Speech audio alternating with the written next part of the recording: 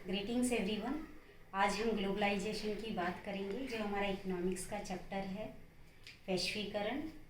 बेटा, वैश्वीकरण का मतलब होता है कि पूरा विश्व जैसे कि एक गांव में सिमट गया है।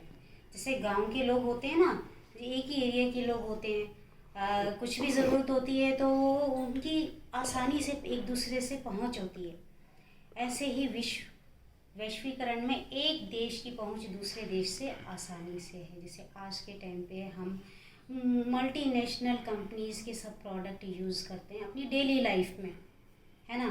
कोई ये सैमसंग है, पैनासोनिक है, कितनी चीज़ें ऐसी हैं जो हम लोग विदेशों की यूज़ करते हैं, लेकिन अपने ही देश में खरीदते हैं, वहाँ दूसरे देश में जाके नहीं खरीदते हैं। ठीक है, इसको कहते हैं वैश्वीकरण। और मध्य 20वीं सेंचुरी की अगर हम बात करें, ये अंग्रेजों का टाइम था अगर हम अपने इंडिया की बात करें, और पूरे वर्ल्ड लेवल की बात करें तो 20वीं सदी तक जो भी प्रोडक्शन होता था किसी भी देश में, वो अपने ही देश के अंदर होता था। हालांकि विदेशी व्यापार होता था, पर विदेशी व्यापार किन चीज़ों का होता था? या तो कच्चे माल का या बनी हुई चीज़ों का, जैसे अपने देश में बना के दूसरे देश में बेच दी, या फिर अंग्रेज, क्योंकि अंग्रेजों ने तो दूसरे देशों को गुलाम बना रखा था।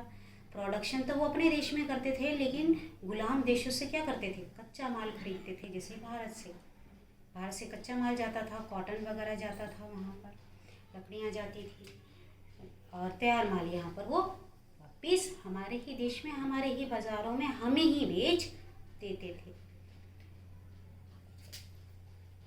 20वीं सदी में इंग्लिश ईस्ट इंडिया कंपनी जो इस तरह के काम करती थी, क्यों आई थी? मल्टीनेशनल कंपनी थी, प्रॉफिट कमाने आई थी हमारे देश में। ठीक है, लेकिन आज के टाइम की अगर हम बात करें तो आज के टाइम पे बहुत सारी कंपनियां ऐसी हैं जो अपने देश में तो प्रोडक्शन करती हैं, दूसरे देशों में भी अपनी फैक्ट्रियां लगाई हुई हैं और वहाँ प्रोडक्शन कर रही हैं, और वहाँ सामान, वहीं का तैयार सामान वहीं बेच देती हैं, या और भी इम्पोर्ट एक्सपोर्ट करती हैं। तो ऐसी कंपनियों को जो एक से ज़्यादा देशों में जिनका सामान बेचा जाता है या उनकी फैक्ट्रीज वगैरह हैं, उन्हें बहुराष्ट्रीय कंपनी, मल्टीनेशनल कंपनीज कहा जाता है। और बेटा, कोई भी बिजनेसमैन हो, छोटे से लेके बड़ा, और ये तो मल्टीनेशनल हैं, क्यों काम करते हैं? प्रॉफिट कमाने के लिए। और प्रॉफिट कैसे कमाया जाएगा?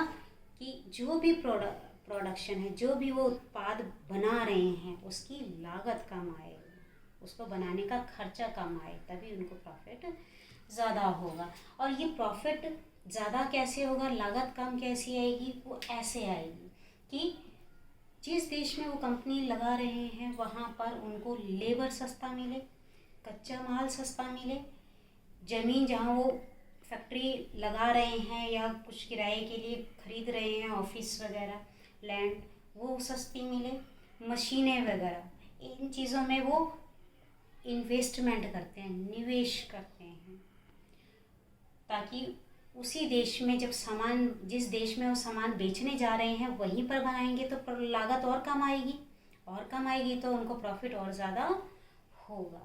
ठीक है, और उनको बाज़ार भी उसी देश में मिल जाएगा, तो लाभ क्या होगा? ज़्यादा होगा। क्लियर है बेटा? तो विदेशी व्यापार हमेशा से ही, सदियों से एक देश को दूसरे देश से जोड़ने का काम करता आया है। आज के टाइम पे इकोनॉमिकली बहुराष्ट्रीय कंपनियां ये काम कर रही हैं, और बहुराष्ट्रीय कंपनियां अपने धाक बनाने के लिए, देखते हो ना, ब्रांडेड कपड़े, हम लोग कितने अट्रैक्ट होते हैं कोई भी ब्रांड की तरफ, है ना। तो वो क्यों होता है? क्योंकि वो अपनी धाक जमा के रखती है मार्केट में। अपनी धाक कैसे जमा के रखती है मार्केट में? वो कुछ ऐसे काम करती हैं कि वो नंबर 1 बने रहे। नंबर 1 बने रहने के लिए एक तो जहाँ पर भी जाती है वहाँ की लोकल कंपनियों से वो क्या थी, कॉन्ट्रैक्ट साइन करा लेती हैं। ठीक है, लोकल कंपनीज़ के साथ कॉन्ट्रैक्ट साइन कराती हैं, साझेदारी करती हैं, पार्टनरशिप करती हैं उनके साथ। तो उन्हीं का सामान, वो लोकल कंपनियां सामान बनाती हैं, ये उस पर अपनी स्टैंप लगा देते हैं, अपनी ब्रांड लगा देते हैं, जिससे कि उसकी कीमत भी हाई हो जाती है, उसको बहुराष्ट्रीय कंपनी के नाम पर वो चीज़ बिकती है लेकिन बनती तो लोकल कंपनी में है। ठीक है। और कैसे करती है ये कि अपने सामान का छोटे मोटे जो पार्ट्स हैं वो कोई और लोकल कंपनियों से बनवाती है और उनको अपने यहाँ पर असेंबल करके प्रोडक्ट बना के बेच देती है। और कैसे करती है, कंपटीशन रख के कि अपने सामान का कुछ इस तरह से उसको एक यूनिक फीचर्स उसका बना देती है जिससे कि बाज़ार में जो ग्राहक है वो अट्रैक्ट होता है सामान की तरफ, उसका सामान बिकता है। प्लस ये लोकल कंपनियों को खरीद भी लेती है, उनको ओवरटेक कर लेती है कि इसको सिर्फ पैसा खर्च करना है। लोकल कंपनी ने ऑलरेडी प्रोडक्शन स्टार्ट किया हुआ है, ऑलरेडी उसकी चीज़ें बिक रही हैं, पर वो लोकल कंपनी को ख़रीद करके अपनी प्रोडक्शन को ऑटोमेटिकली बहुत तेज़ी से बहुत कम समय में इंक्रीज़ कर लेती है। तो ये है बहुराष्ट्रीय कंपनी जो विदेशी व्यापार में अपनी अहम भूमिका निभाती है और विदेशी व्यापार से ही देशों के आपस के संबंध मधुर बने रहते हैं। फिर मिलते हैं नेक्स्ट वीडियो में।